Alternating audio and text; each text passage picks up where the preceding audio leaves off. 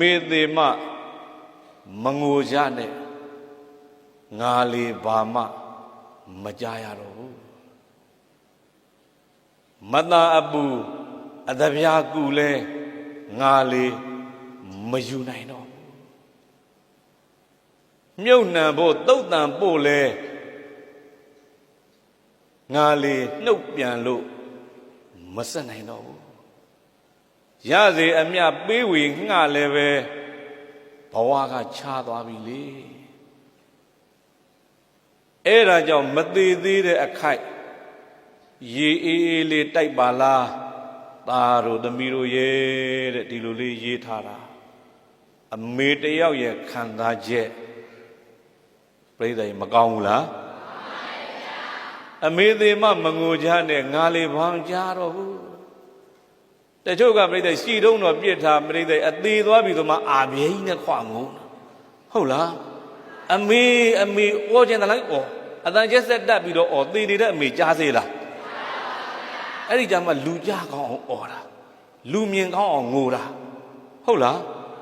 အဲ့ဒါမျိုးတော့သားတို့သမီးတို့ရဲ့မငိုကြပါနဲ့တဲ့အမေမကြားတော့ဘူးဟုတ်တယ်နော်နောက်တဲ့အခါပြိဿရေမသာအပူအတပြားကူလဲအမေမယူနိုင်တော့သေသွားပြီဆိုတော့မှအခေါင်းထဲပဲအမေရဲ့ကတော့စေးဆိုပတ်စံလေးအနေငယ်မထည့်ဘူးလား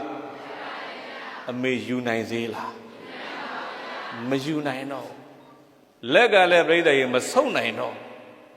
လက်ဝါးနဲ့လည်းအမေကဖြန့်ထားယူမယူတော့တဲ့အငွေကိုမပပအောင်ပါဇက်ထဲထိုးထည့်ဟုတ်လားမသာအပူအတပြားကူလည်းအမေမယူနိုင်တော့ပါဘူးနောက်တကသုတ်တန်တစမြုပ်နှံကြလေအမေကနှုတ်ပြန်လို့မဆက်နိုင်တော့သုတ်တန်ရောက်ပြီဆိုမှအမေသွားပြီတော့အမေရဲ့မပြောဘူးလားအေးသွားတော့ငါသားရေတတ်တာအမေကလုံနိုင်သေးလားဘယ်အမေမှမလုံနိုင်တော့ဟုတ်လားဘယ်အမေမှမလုံနိုင်ဘယ်အဖေမှမလုံနိုင်အဲ့ဒါကြောင့်သူတော်ကောင်းတွေအမေဖေရှင်နေတဲ့အခိုက်ခရီးသွားမယ်ဆိုလဲအမေခရီးသွားအောင်မေကတော့အမေကပေးတဲ့မေတ္တာတွေမပေးဘူးလားဟာပေးတာပေါ့ငါသားလေးကျမ်းပါပါစေချမ်းသာပါစေငါသမီးလေးကျမ်းပါပါစေချမ်းသာပါစေမပေးဘူးလား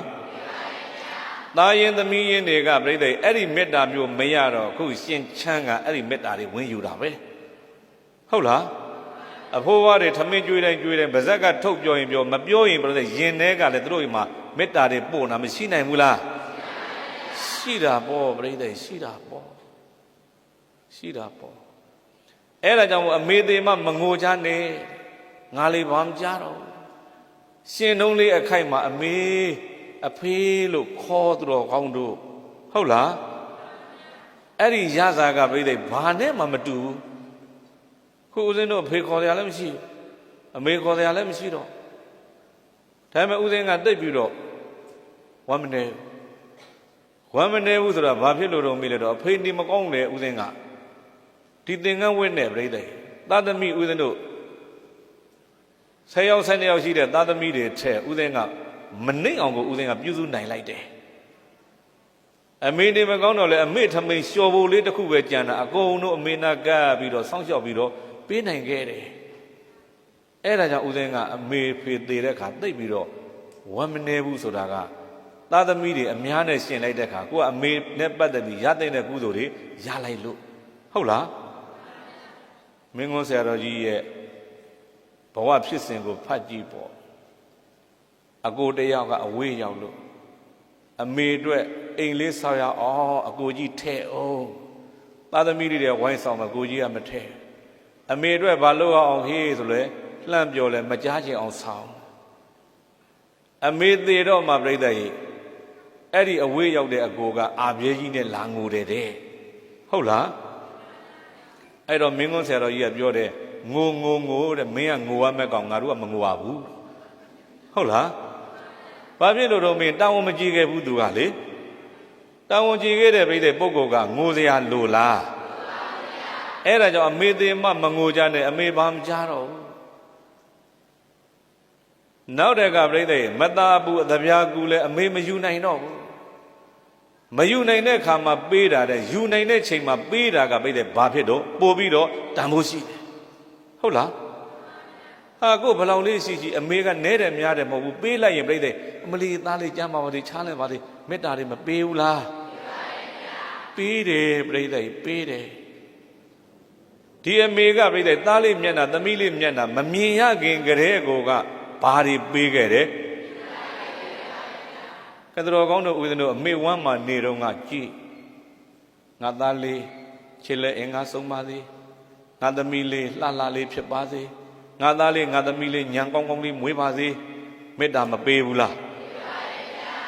အဲ့ဒါကြောင့်အမေကဗျမ္မာနဲ့တူတယ်ပြောတာဘာနဲ့တူတယ်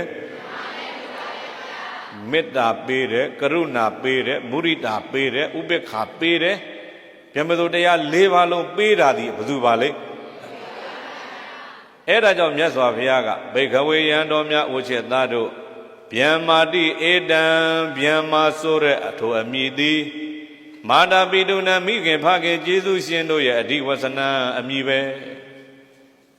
ဗျမ္မာဆိုတာမိခင်ဖခင်ကိုပြောတာဘယ်သူကိုပြောတာအမေကသားလေးမမွေးခင်ကတည်းကကျမ်းမာပါစေချမ်းသာပါစေခြေလက်အင်္ဂါဆုံးပါစေလှလှလေးမွေးပါစေပညာတတ်ကြီးဖြစ်ပါစေမေတ္တာမပေးဘူးလားမေတ္တာမွေးလာပြီဆိုတော့သားလေးသမီးလေးများငိုနေရင်အမေနေနိုင်လားဘာလို့လဲငိုတာပါလိမ့်ငါသမီးလေးဘာဖြစ်တာပါလိမ့်ငါသားလေးဘာဖြစ်တာပါလိမ့်တခါတဲ့သားလေးသမီးလေးများငိုရင်သားပေါ်သမီးပေါ်မှာဖြစ်နေတဲ့ဝေဒနာသူသာဖြစ်လိုက်ခြင်းနေဘာဓာတ်လဲကရုဏာသားပေါ်မှာတနာတာသမီးပေါ်မှာတနာတာဟုတ်လားတနာတာပါလေကရုဏာအဲ့လိုလေးစောင့်ရှောက်မွေးလာတော့မတ်တက်လေးပြေးနိုင်ပြီဟေးဆိုရင်အောင်မလေးပြေးနိုင်ပြီဟိပြေးနိုင်ပြီဟိလက်ခုပ်လေးတီးပြီးဝမ်းမမြောက်ဘူးလားမိဘဟုတ်လားအဲ့ဝမ်းမြောက်တာဒီပြိဿရေမုဒိတာပါလေအဲ့လိုလေးနဲ့မွေးလာပြီးအမလေးသားလေးဆောင်ပွဲအောင်တဲ့ဟိအမေမပြောဘူးလားအဖေမပြောဘူးလားမုဒိတာဝမ်းမြောက်တာဟုတ်လားသူများကဝမ်းမြောက်ခြင်းမှမြောက်မှာကိုသားသမီးထွန်းပေါက်ပြီဆိုအလွန်ဆုံးအစောဆုံးဝမ်းမြောက်တာဒီဘယ်သူပါလဲအဲ့ဒါမုဒိတာဆောင်မွေးအောင်လဲမုဒိတာပွားစီးပွားရေးဖြစ်လဲမုဒိတာပွားဟုတ်လားဘယ်လောက်ဒီမုဒိတာပွားတော့မေအမေဖေကအသက်90 100ရောက်ရင်ရောက်လို့သားသမီးကပြည့်တယ်80 80ရောက်လာပါစေအမေသာအိုရင်အိုသွားမယ်မေတ္တာအိုမသွားဘူးဟုတ်လားအသက်ကြီးလို့အားတွေနဲရင်နဲသွားမယ်သားသမီးပေါ်မှာထားတဲ့မေတ္တာကရုဏာအားနဲသွားတယ်ရှိလားမရှိဘူးအဲ့ဒါကြောင့်မြတ်စွာဘုရားကမိဘနှစ်ပါးကိုဗျမ္မာလို့ခေါ်တာ